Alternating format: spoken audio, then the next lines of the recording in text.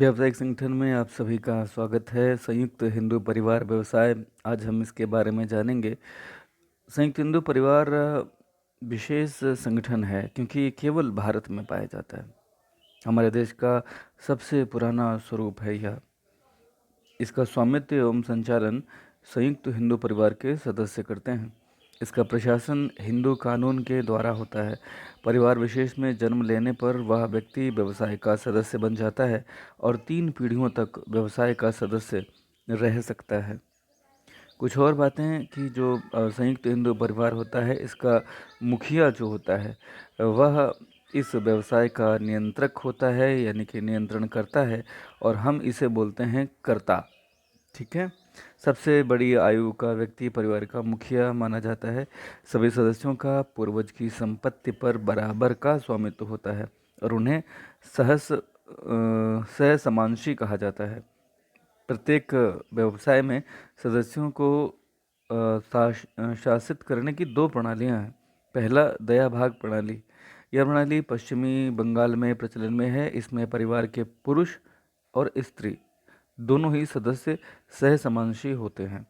और दूसरा जो होता है उसे हम बोलते हैं मिताक्षरा प्रणाली। ये जो मिताक्षरा प्रणाली होती है, इसकी खासियत यह है कि पश्चिमी बंगाल को छोड़कर बाकी सारे देश में ये लागू होती है। दया भाग प्रणाली के विपरीत इसमें केवल पुरुष सदस्य ही सह समांशी बन सकते हैं। ठीक है।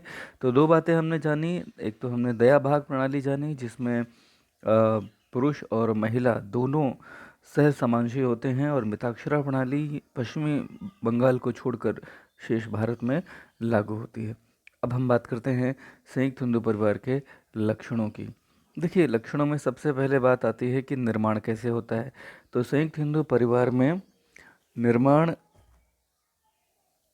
इसका हो सके, इसके लिए कम से कम 2 सदस्य जो होंगे, उन 2 सदस्यों को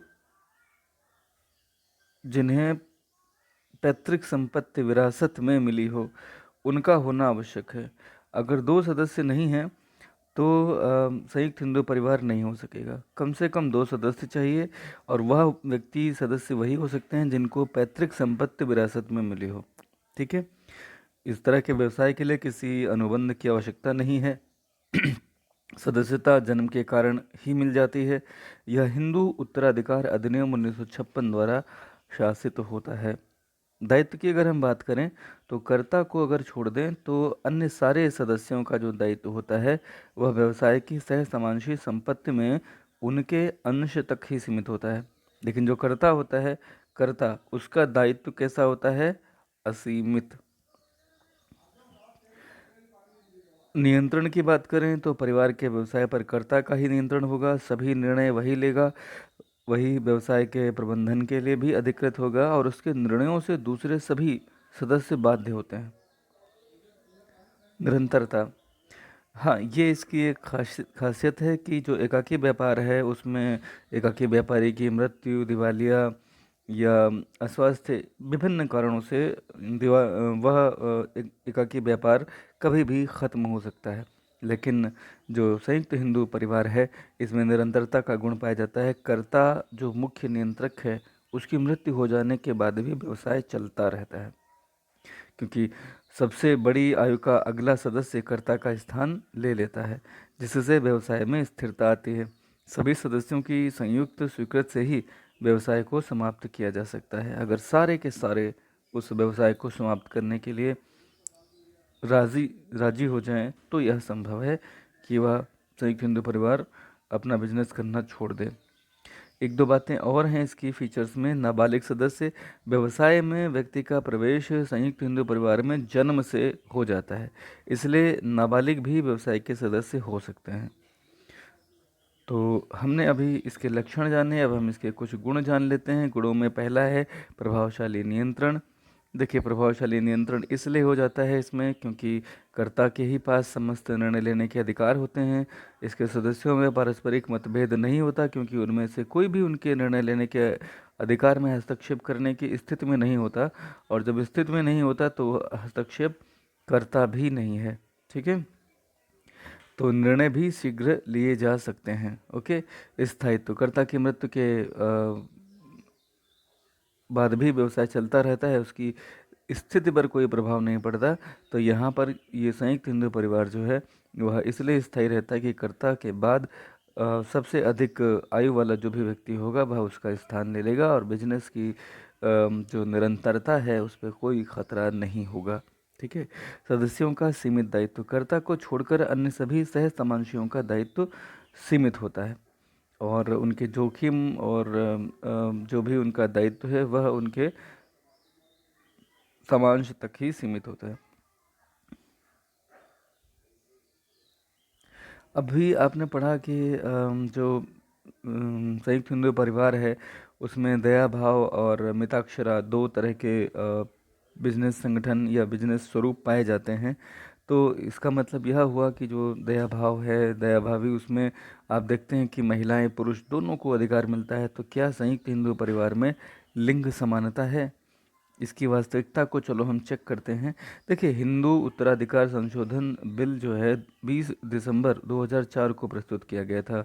इसी के साथ राष्ट्रीय न्यूनतम साझा कार्यक्रम में लिंग समानता का वायदा पूरा करने की दिशा में सरकार एक कदम आगे बढ़ गई है। हिंदू उत्तराधिकार कानून 1956 के संशोधन का बिल पूर्वजों की संपत्ति की विरासत में स्त्रियों को समान अधिकार देता है। ठीक है। जो हिंदू उत्तराधिकार कानून था 1956, उसमें संशोधन कर लिया गया था, और जिससे क्या हुआ, स्त्रियों को पैतृक संपत्ति में बराबर अधिकार मिलता है, जो अब तक केवल पुरुषों को ही मिलता था। वास्तव में हिंदू उत्तराधिकार कानून को समानता के संवैधानिक सिद्धांत के अनुरूप लाने की दिशा में एक महत्वपूर्ण कदम है। प्रस्तावित बिल के कानून बन जाने पर राष्ट्रीय महिला आयोग या नेशनल कमीशन फॉर वुमेन की सिफारिशें भी लागू हो जाएंगी, जिससे समाज में सामाजिक परिवर्तन लाने में काफ़ी सहायता मिलेगी। बिल हिंदू संपत्ति में पुत्रों के समान पुत्रियों को समान अधिकार देकर हिंदू मिताक्षरा सह समांशी उत्तराधिकार अधिनियम 1956 की धारा 6 में किए गए भेदभाव को समाप्त करना चाहता है। तो जिसे केरल का मॉडल कहा था, उसमें समांशी की अवधारणा को समाप्त कर दिया गया था, और केरल संयुक्त परिवार पद्धति कानून 1975 के अनुसार उत्तराधिकारियों में पुरुष और स्त्री जन्म के कारण ही संपत्ति में अधिकारी नहीं होते थे। वे मात्र किराएदार माने जाते थे, मानो बंटवारा हो चुका हो। आंध्र प्रदेश 1986, तमिलनाडु 1989, कर्नाटक 1994, महाराष्ट्र 1994, इनमें भी ऐसे ही कानून बनाए गए जिसमें पुत्रियों को पुत्रों के समान समांशी अधिकार दिया गया, और पूर्वजों की संपत्ति में भी उनका दावा स्वीकार किया गया है।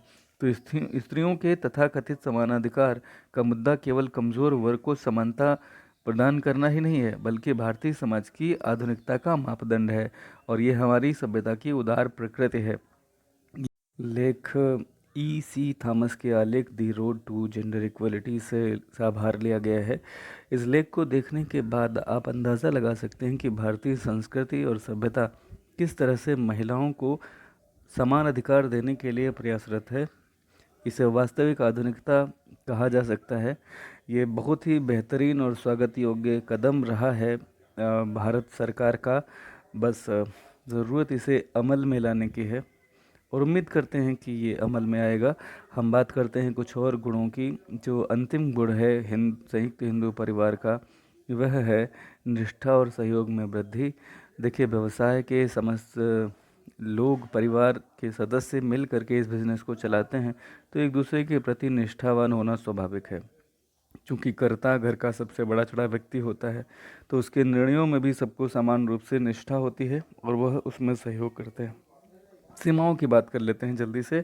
संयुक्त हिंदू परिवार अन्य बिजनेस जो होते हैं उनके मुकाबले कुछ सीमित संसाधन रखती है। देखिए, संयुक्त हिंदू परिवार जो पैतृक संपत्ति है उन्हीं पर आश्रित रहता है, इसलिए सीमित पूंजी की समस्या इसकी सबसे बड़ी समस्या रहती है, और व्यवसाय को अगर बहुत आगे विस्तार देना है तो उसमें कहीं ना कहीं ये इसकी सीमा बनती है, सीमित संसाधन। कर्ता का असीमित दायित्व, जो असीमित दायित्व है कर्ता का, यह उसे जोखिम लेने से हर बार रोकता है। और देखिए, बिजनेस में कहा जाता है कि अगर आप जोखिम नहीं ले सकते तो आप लंबे समय तक बिजनेस में बने नहीं रह सकते, सरवाइव नहीं कर पाएंगे, क्योंकि बिजनेस का सीधा सा एक ही फंडा है, और वह है नो रिस्क नो गेन। तो कर्ता का असीमित दायित्व कहीं न कहीं उसे कुछ रिस्क लेने से रोकता है। ठीक है? व्यवसाय का ऋणों को चुकाने के लिए उसकी निजी संपत्ति का उपयोग करना हानि की स्थिति में यह उसे जोखिम लेने से रोक देता है। कर्ता का प्रभुत्व, हाँ, ये ज़रूर है कि जो कर्ता होता है वह व्यक्ति हर तरह से बिज़नेस के सभी निर्णयों को लेने में सक्षम होता है, तो उसी का प्रभुत्व होता है। कभी-कभी परिवार के अन्य सदस्यों में टकराव की भी संभावना से इनकार नहीं किया जा सकता। सीमित प्रबंध कौशल, यह आवश्यक नहीं कि कर्ता जो उम्र में सबसे बड़ा है वह सभी क्षेत्रों का विशेषज्ञ हो।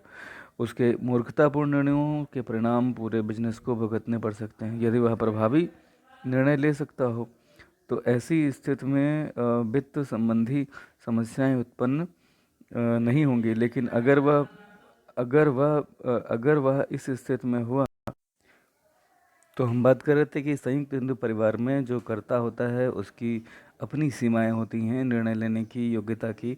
और अगर वो गलत निर्णय लेता है तो कभी कभी ऐसा भी हो सकता है कि तमाम वित्त संबंधी समस्याएं उत्पन्न हो सकती हैं, जिससे कि कम लाभ या कम हानि हो सकती है। तो हम यह कह सकते हैं कि संयुक्त हिंदू परिवार व्यवसाय ढलान की ओर है, क्योंकि देश में संयुक्त हिंदू परिवारों की संख्या भी धीरे धीरे कम होती चली